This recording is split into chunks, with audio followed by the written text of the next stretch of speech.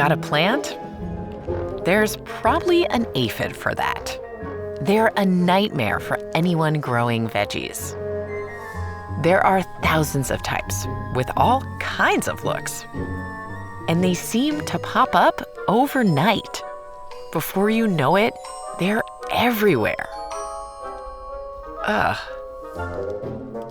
They pierce leaves and stems with their stylet and suck out sugary sap, leaving the plant yellow and wilted. While they're not particularly fast or well-armored, aphids are highly skilled at one thing: making babies. Most of the time, they give birth to live young instead of laying eggs. That's different from most other insects.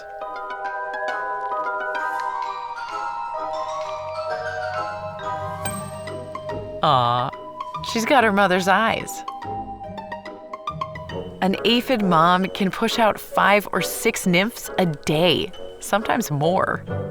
And she doesn't need to find a mate to do it.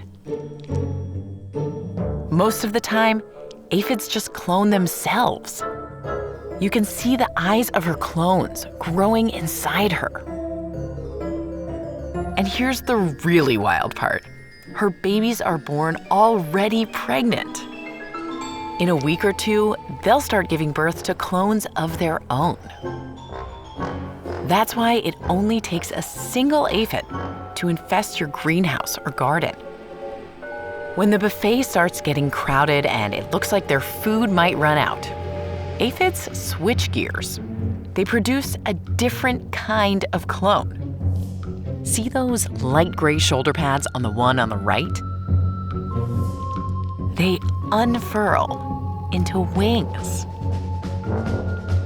Yep, winged clones called alates. They look different, but they're still genetically identical to their mothers.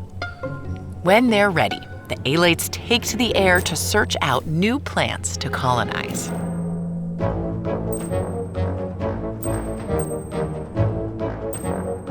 A gathering this big attracts some hungry party crashers, like this ladybug.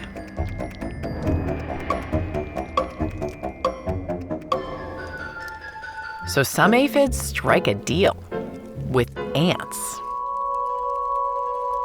The ants treat aphids like dairy cows, looking after them and guarding them from predators.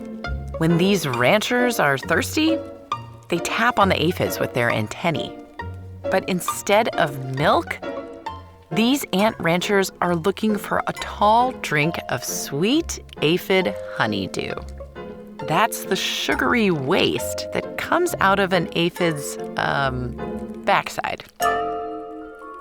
So is there anything that can stop these aggravating, endlessly self-replicating pests? Some growers use oils or insecticides. Others sick predators on them, like lacewing larvae. Or even unleashed parasites, like these wasps. The female wasp uses her sharp ovipositor to inject an egg into the slow-moving aphids.